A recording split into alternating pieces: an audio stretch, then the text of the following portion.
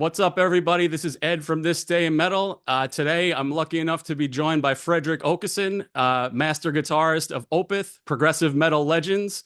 They're due to release their 14th studio album, The Last Will and Testament, this Friday, November 22nd, through Reigning Phoenix Records.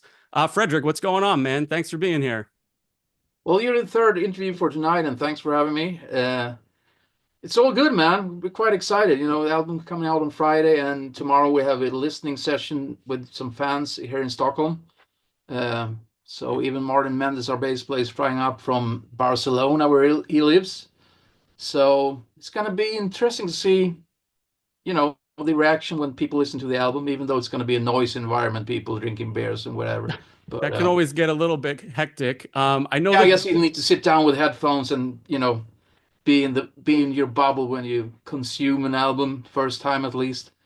yeah, the buzz around this album has been massive, and I think that's really been due to, everybody's been talking about the return of the so-called old Opeth style, but really, I've listened to the album and I feel like it's so much more than that. Like it blends the two eras kind of together into something completely new, and I think when people hear it, they're going to be blown away. Like, how would you describe this record to someone who hasn't heard it yet?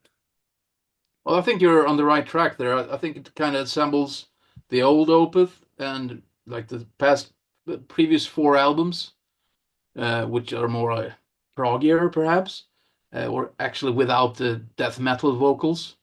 Um, but I think it's a step forward, even though it relates to the past. It's more the way the songs are, they're more action-packed, more compressed, but they have more ingredients than ever. I think it's more intense, this album. Yeah, it almost seems Overall. It still theatrical has to me. the dynamic. Sorry to interrupt there. It also has the classical, what I think, like the yin and yang thing with Opeth. You have a calm part that feeds the aggressive part, vice versa. That kind of trick that's been with the band since Orchid, I think. Yeah, I mean those parts. I mean, when you listen to this album, you kind of don't know where it's going, and you can kind of see it a little bit with the slow build up, and then in comes Michael with the death vocal out of nowhere. It seems to be it's more surprising on this album than it has been in the past, and even that some of the call and responses. There's a call and response between his clean and his death metal voice, and it's unexpected, and it seems like something completely new to me. Cool. I'm happy to hear that. Yeah, Unexpected is a good thing to it me. is. It's very good. It's also a concept record, and the storyline is very involved. It chronicles the reading of a wealthy conservative patriarch's final words. Yeah. It's set in post-World War One. There's a lot of themes of deception, there's infidelity, there's murder, and there's all these different themes running around this. Do you ever ask Michael where he comes up with this stuff? Yeah, it must have a twisted mind. But yeah, I mean, I guess it's the only like real concept album Opeth done before was before my time. It was Still Life, but Mhm. this time around, I think it's more the storyline is more solid.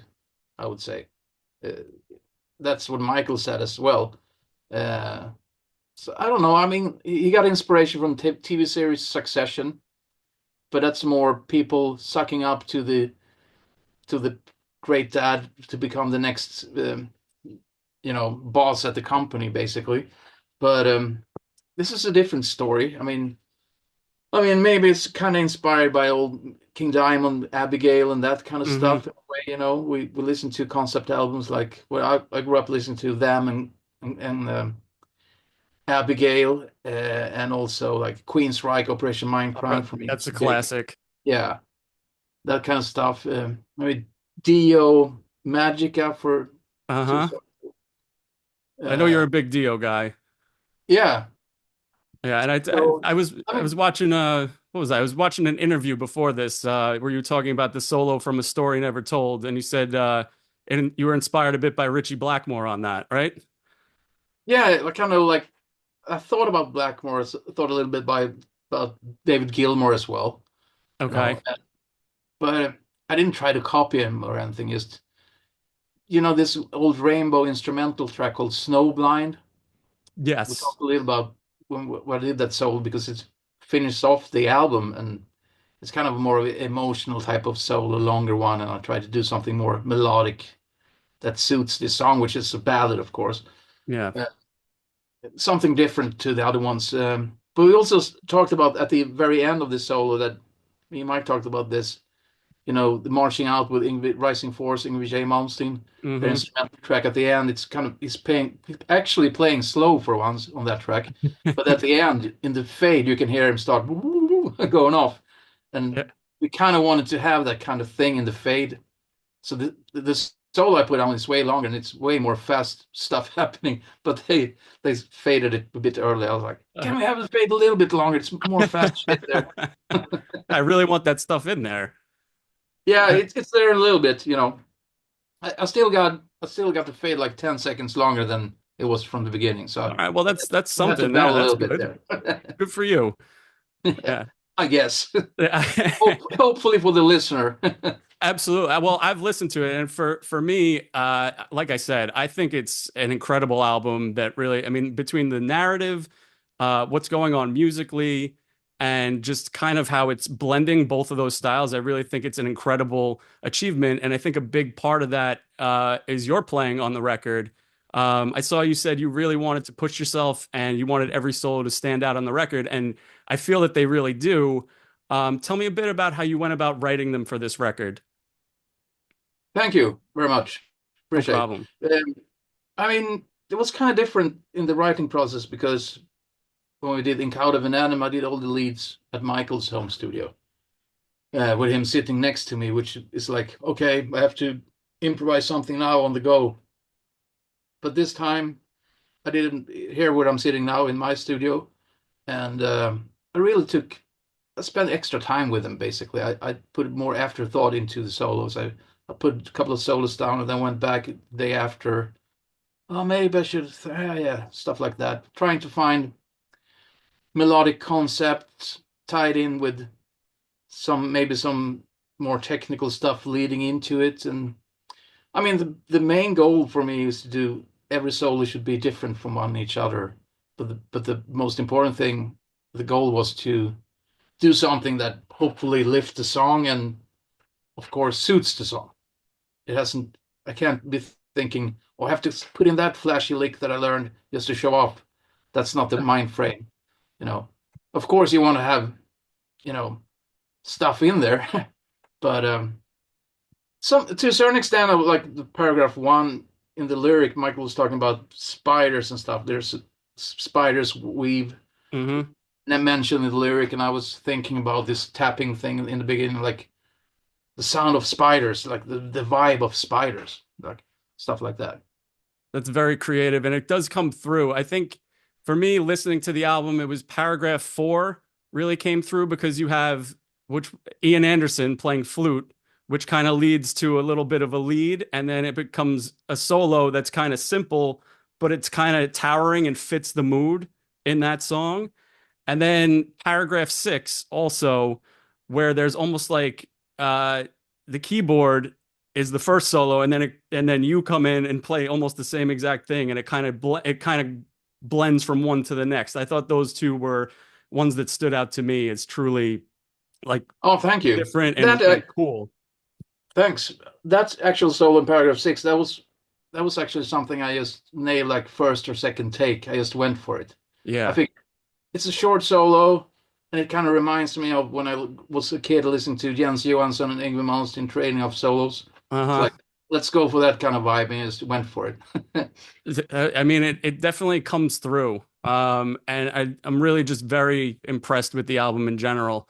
You guys just wrapped up a North American tour at the end of October. I saw you guys at the King's Theater in Brooklyn. Oh, thanks. How did the crowd react to the new material, and how did those shows go in general? Well, to be honest, it was one of my favorite tours we've done as far as I can remember. The vibe within the band was great. Playing with Walter and the drummer and everything just clicked, the crew and everything, but most of all the crowds. We're super grateful for the support we got, and we never had an argument or anything on this tour, and it's a really good shows. So we're, as I mentioned, super grateful for that tour. It was I know you guys are playing Europe next year. I know you're playing in Australia next year. That was just announced, and you've been announcing festivals with each coming day, it seems like. Yeah, we're also Um, doing South America in April. So we get to do a couple of shows with the Judas Priest, which is awesome, and Scorpions, and that yeah, so that's going to be very cool to be on that bill. But also, I mean, since the album hasn't been out, if we're talking about the States, uh, we definitely need to come back on this album because we only played two tracks from the album. Initially, the album should be out, was supposed to be out when we started the tour. yes. So we all said of course, we have to come back, and hopefully, if you guys want us, we will be there. I mean, Uh, I don't know if I can speak for everybody, but I can speak for myself that if you guys come to New York, I will come to see them. Appreciate that. I love that Absolutely. theater, by the way. King's Theater was. We haven't played there before. It was beautiful. Oh, it was gorgeous. I mean, and you've played a lot of famous venues around the world, correct? I mean, you guys played Royal Albert Hall. You were the first metal band to play there. You played Sydney Opera House. You're playing there again. You played Red Rocks here in the States. But yeah, I mean, I don't think King's Theater compares with those, but it's a gorgeous venue. It's I relatively mean, new too. talking about New York, we played Radio City Hall, Yes, the I Or was there. I was there for that. but we've been lucky to play. I mean, a big city like New York, it's you have the option to play more different venues, and we try to play different places every time, and this time we managed again. So hopefully someday we get to play the Madison Square Garden, but I don't know. I will push for it. I will push. I don't have many connections though. I'm sorry. I hate to break it to you, but I would No, I absolutely mean, love to see that. I think we need like a hit album. We're not like a hit band. That I mean that's okay. There's something to be said about being a cult favorite. I mean, I saw it. So we were talking about Book of Opeth before you came on, and I think Michael says in there that if you guys could have a career like Rush, you'd be very happy. And I think that's almost a pretty good comparison. I mean, not exactly. Rush never had death metal vocals, but the progressive style and they did it without a radio hit. You know what I mean? You Yeah. guys have like this cult following that is massive, massive following. Well, at least we need a Tom Sawyer then. Yeah. Well, maybe on the next album. Yeah. Yeah. So, No, well, thank you. speaking of classic rock, I mean, you did have Ian Anderson as the narrator for the protagonist, and Joey Tempest from Europe also appears on Paragraph 2. What was it like having both of them contribute to this album? For me, it was amazing when I found out that Ian said yes. I was just so happy because it really fits the concept of the album to have him doing these narrations. It adds such an extra dimension to it, and well, that Joey was going to be on the album as well, doing a call and respond with Ian, and then Michael kicks in with the growl vocals. That's such a unique combination to me that really hasn't been done before. It's quite a contrast between all these three guys. Yeah, Uh, it's almost like their own characters within the story, these different voices. yeah, I mean, Ian's role is basically the father talking from his grave, from the realms of death or something like that, and which sounds pretty metal. Yeah, it But is. It is.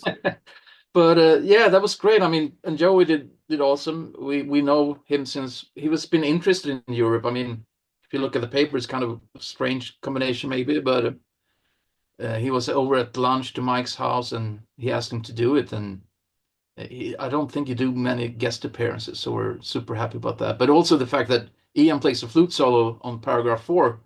When I did that solo, I didn't know that, so I had to pinch my arm. That he was actually Ian himself who asked, "Do you guys need a flute solo? What do you say?" Yeah, Yeah, of we course you say do. yes. Yeah, and luckily enough, the section worked out for him to play a solo, and that was just mind blowing. Yeah, I mean that the cameos work incredibly well on the album. I want to ask you about Watershed because that's the first album that you were on for Opeth. I really love that record. There's two B-sides on that album that I find interesting. There's Wood by Alice in Chains, which was the B-side for the Burden single, and Bridge of Sighs by Robin Trower. Whose idea was Yeah, it to cover those songs and why? it was Michael's idea actually, and I mean, the Alice in Chains track was big album. We're all big fans of Which one was it? Oh, it was Dirt. Dirt. Yeah, thank Dirt, you. yeah, 92, I think. Yeah, and Bridge of Sighs. Yes, Robin Trower, amazing guitar player, and I'm super happy about those covers. I mean, I think I spent most time on the album doing the Alice in Chains wood cover. I think we were up, me and Axe who played drums at the time, we were up in the studio with the engineer for like 16 hours and working on the guitar tone. So it's kind of weird how much energy we put into that one. But it's also another bonus track on that album called, it's Swedish title from the she's passed away now, Marie Fredriksson. She was a singer in Roxette. Yes. Ständiga resan it's called. So it's three bonus tracks. Yes, I was too scared to pronounce that one. So, Oh, I yeah, understand. but yes, I know that's another great one on there. Um, there were some 30th anniversary shows in different spots outside the US. They were delayed, I think, because of COVID, but you let the fans vote on the set list and you included Black Rose Immortal for the first time ever. I watched that performance and I was thinking to myself, and I wanted to ask you, how difficult is it to learn a 20-minute song and then nail it live? That was kind of, I mean, the parts on their own aren't super difficult, but the difficult part, as you probably know, is to remember everything, get it into your muscle memory. So what I do is just to I kind of look at it as four songs. I learn one at a time and then glue it together. It's kind of weird. You have, what is it, five acoustic breaks in that song. It's about 25 different riffs or something. Yeah, But it's very long. we played it quite a lot of times, and I still think it's important that we maintain it. We rehearse it now and then so we can just pull it off. And I'm gonna vote for next time we come to the States to play it, but I don't know if everybody will appreciate it, but I think it's super fun to play that track. I love it. I can speak for myself and that I would go absolutely nuts if you guys played that live over here. So if you feel free to give the rest of the guys a nudge to do that if you guys come stateside again on this tour. Yeah, yeah, we will definitely. I mean, Absolutely. the problem is that it eats up a big chunk of the set list, like 20 minutes. Well, But that's true too. that with that said, the new songs from the new album, they're kind of more compressed and not as long as you know, Deliverance or something like that. They're more like 7 minutes, 6, 7 minutes. Yeah, no, it's more concise and it's more, but it's more active too. There's more going on within them in less time. Yeah, and Um, also playing the new songs live. I remember your question. The reaction with the crowds was fantastic. I think we opened all the shows now in the States with Paragraph One, and really went down well. I think a lot of people have listened to it on on socials or streaming them or wherever. But so it feels really good playing the new stuff, and I'm eager to play more of the new stuff from the new album live, definitely. Absolutely, and I would love to hear it.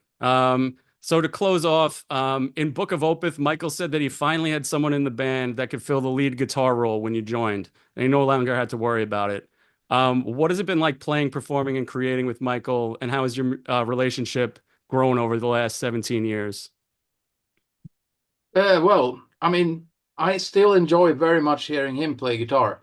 I always encourage him. I always say like, "Hey man, we should do more trade-off leads instead." Like we've done a few times, Mhm. like Burden or River in Pale Communion, for instance. But no, I mean, he gives me a lot of freedom when it comes to leads. He has some wishes, like, can you maybe start on that note, or but he doesn't breathe down my neck, you know. And of course, he's the boss of the band. He needs to approve what I've done, you know. Mhm. But also it's been a ride. I mean, I had to learn his playing style when I joined the band. I had to learn the way he plays guitar because I have to know all the parts that he's written, all the rhythms, and all this intricate finger picking acoustic style that he has. That was something I had to spend a lot of time with, for instance. So my first mission was to, get my head around the way he plays because he has a very unique way of creating riffs and stuff like that. So now I'm kind of tapped into his mind. I know his thinking. It has improved a little bit. Now it's next year's 18 years, so it's quite a long time now. Yes, I mean, I gotta say, it's absolutely incredible watching you two guys play anytime I've seen you guys live. I can't wait for people to hear this record. It's really, I've been an Opeth fan since I was 15 years old, and I think it's one of the best albums that the band's ever done. The Last Will and Testament is available on Friday, November 22nd through Reigning Phoenix Records. Like I said, I think everyone's going to really love it. Fredrik, thank you so much for doing this, and I'm definitely going to see you guys next time you guys are in the States. Okay? Thank you so much. I appreciate that. Best of luck with everything, man. Thank you so much. Take care. Take it easy.